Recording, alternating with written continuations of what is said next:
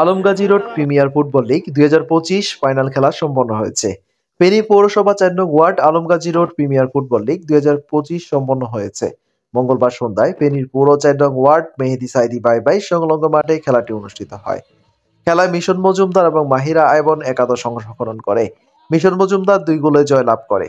এ সময় প্রধান অতিথি হিসেবে উপস্থিত ছিলেন সাইদুর রহমান জুয়েল, সভাপতি, জেলা স্বেচ্ছাসেবক দল।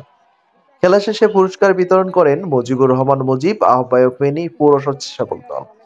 বলেন, খেলাধুলা মাদক থেকে দূরে রাখে। প্রতিটি ওয়ার্ডে ওয়ার্ডে খেলার আয়োজন হলে যুব সমাজ তথা তরুণরা মাদক থেকে দূরে থাকবে এবং সমাজে একটি নতুনত্ব ফিরে আসবে। আমাদের দুইটা সিজন শেষ হয়েছে, আলহামদুলিল্লাহ খুব সুন্দরভাবে শেষ হয়েছে। আর বিশেষ করে আজকে আমাদের ৩ নাম্বার সিজনের ফাইনাল খেলা অনুষ্ঠিত হতে যাচ্ছে।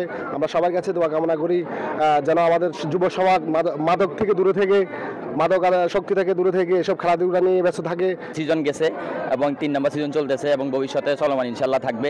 এটা করার আমাদের মুখ্য বিষয় হচ্ছে, একমাত্র উদ্দেশ্য আমাদের যুব সমাজটাকে যেন আমরা খারাপ থেকে ভালো কিছুতে নিয়ে আসতে পারি এবং এই খেলাধুলার মাধ্যমে সবার জন্য মনোবল চাঙ্গা হয়, ভালো।